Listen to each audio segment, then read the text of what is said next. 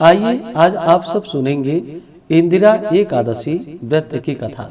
आप सभी के जीवन में लक्ष्मी नारायण की कृपा से आप सभी को सभी प्रकार के सुख और समृद्धि की प्राप्ति हो। आश्विन मास कृष्ण पक्ष में पड़ने वाली एकादशी को इसे इंदिरा एकादशी और पितृ एकादशी के नाम से भी जाना जाता है।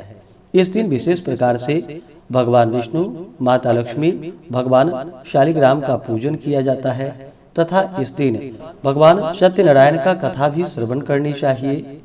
एकादशी व्रत का कथा श्रवण करनी चाहिए तो इस व्रत के प्रभाव से इस व्रत को करने वाले के सभी प्रकार के पापों का नाश होता है तथा यह पितरों का भी उद्धार करता है। यह व्रत अगर अपने पितरों के निमित्त करके उन्हें इस व्रत को अर्पण करते हैं तो उनका जो कि उद्धार होता है और वह सभी बंधनों से मुक्त होकर उन्हें स्वर्ग की प्राप्ति होती है। तो आइए सुनते हैं इंदिरा एकादशी व्रत की कथा। तो बोलिए प्रेम से भगवान विष्णु की जय, माता लक्ष्मी की जय। एक बार महाराज युधिष्ठिर ने भगवान श्री कृष्ण से पुनः प्रश्न किया कि हे भगवान, अब आप कृपा करके आश्विन कृष्ण एकादशी का महात्म्य हमें सुनाइए। भगवान बोले कि हे राजन, इस एकादशी का नाम इंदिरा है और इसके व्रत का फल महान पुण्यों को देने वाला है। इसका व्रत करने से पितर लोग नरक यातना से निकलकर स्वर्ग के सुखों का उपभोग करते हैं। प्राचीन काल सतयुग में एक इंद्रसेन नाम का महाधर्मात्मा और प्रतापी राजा था। वह अपनी प्रजा का पुत्र के समान ही पालन करता था। उसके राज्य में प्रजा जो कि धन धान्य से परिपूर्ण एवं सुखी थी। एक दिन राजा अपने दरबार में विराजमान थे। उसी समय महर्षि नारद आकाश मंडल से उतरते हुए दिखाई पड़े। उनकी दिव्य ज्योति से चारों ओर प्रकाश प्रस्फुटित हो उठा। राजा ने अर्घ्य पाद्य से उनकी पूजा कर उन्हें दिव्य आसन पर बिठाया और महर्षि ने राजा से कुशल प्रश्न किया। राजा ने कहा कि हे भगवान, आपकी दया से यहाँ हर प्रकार से हम कुशल हैं। अब आप अपने आने का कारण मुझे बतलाकर मुझे कृतार्थ करें। नारद जी ने कहा कि हे राजन, आप सावधान होकर मेरी बात को सुनिए। दैव संयोग से घूमता फिरता मैं यमपुरी में पहुंच गया और वहां अनेकों प्राणियों को नाना प्रकार की यातनाएं भोग करते हुए देखा। वहीं पर आपके पिता भी मिले और उन्होंने कहा कि मेरा पुत्र इंद्रसेन महिष्मती का राजा है। आप उसके पास जाकर मेरा संदेश सुनाएं कि वह इंदिरा एकादशी का व्रत सकुटुंब करके उसका फल मुझे अर्पण करे तो मैं इस यम यातना से छूट जाऊं। यह तुम्हारे पिता का संदेश है, इसलिए तुम इंदिरा एकादशी का व्रत कर उन्हें यम यातना से बचाओ।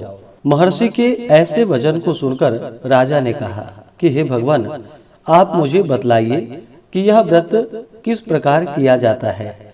राजा के ऐसे वचन को सुनकर नारद जी ने कहा कि हे राजन, आश्विन कृष्ण पक्ष की दशमी के दिन प्रातः काल स्नान कर पितरों को प्रसन्न करने के लिए श्राद्ध करे और एक ही बार भोजन कर रात को पृथ्वी पर सोए।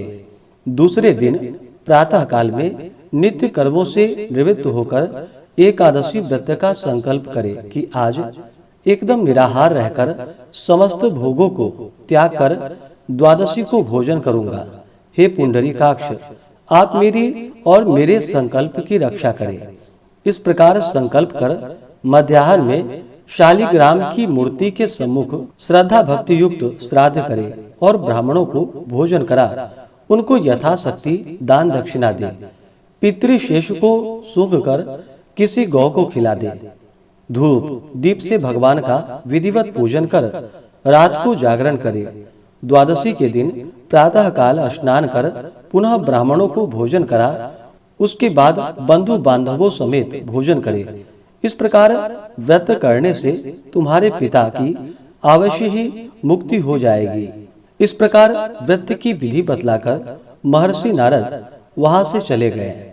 उनके जाने पर फिर नारद जी के कहे अनुसार यथा समय राजा ने इंदिरा एकादशी का व्रत अनुष्ठान किया। उस समय आकाश से पुष्पों की वृष्टि हुई और उसके पिता एक दिव्य सिंहासन पर सवार हो स्वर्गलोक को जाते दिखाई पड़े। राजा इंद्रसेन भी बहुत दिनों तक राज भोग करके पुत्र को राज्य दे वह तपस्या हेतु चला गया। इस कथा को पढ़ने एवं सुनने वाले अवश्य ही स्वर्ग प्राप्त करते हैं। तो बोलिए प्रेम से भगवान विष्णु की जय। आइए अब सुनते हैं एकादशी माता की आरती। तो बोलिए प्रेम से एकादशी माता की जय। ओम जय एकादशी माता, विष्णु पूजा व्रत को धारण कर शक्ति मुक्ति पाता। ओम जय एकादशी माता, विष्णु पूजा व्रत को धारण कर शक्ति मुक्ति पाता। तेरे नाम गिनाओ देवी भक्ति प्रदान करनी, गण गौरव की देनी माता शास्त्रों में वर्णी। ओम जय एकादशी माता, विष्णु पूजा व्रत को धारण कर शक्ति मुक्ति पाता। मार्गशीर्ष के कृष्ण पक्ष की उत्पन्ना विश्वतारिणी जन्मी, शुक्ल पक्ष में हुई मोक्षदा मुक्तिदाता बन आई। ओम जय एकादशी माता, विष्णु पूजा व्रत को धारण कर शक्ति मुक्ति पाता। पौष के कृष्ण पक्ष की सफला नामक है, शुक्ल पक्ष में होए पुत्रदा आनंद अधिक रहे।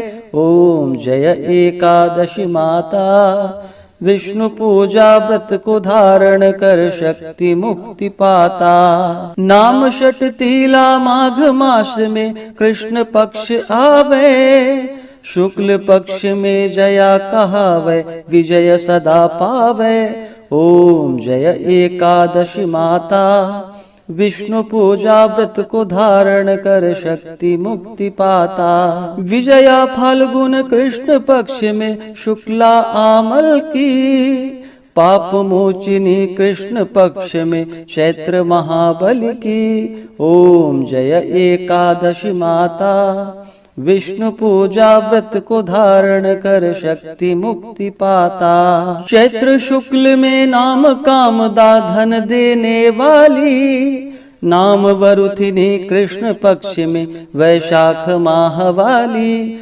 ओम जय एकादशी माता, विष्णु पूजा व्रत को धारण कर शक्ति मुक्ति पाता। शुक्ल पक्ष में होए मोहिनी अपराज्येष्ठ कृष्ण पक्षी, नाम निर्जला सब सुख करणी शुक्ल पक्ष रखी। ओम जय एकादशी माता, विष्णु पूजा व्रत को धारण कर शक्ति मुक्ति पाता। योगिनी नाम आषाढ़ माह में जानो कृष्ण पक्ष करणी, देव शयनी नाम कहायो शुक्ल पक्ष धरणी।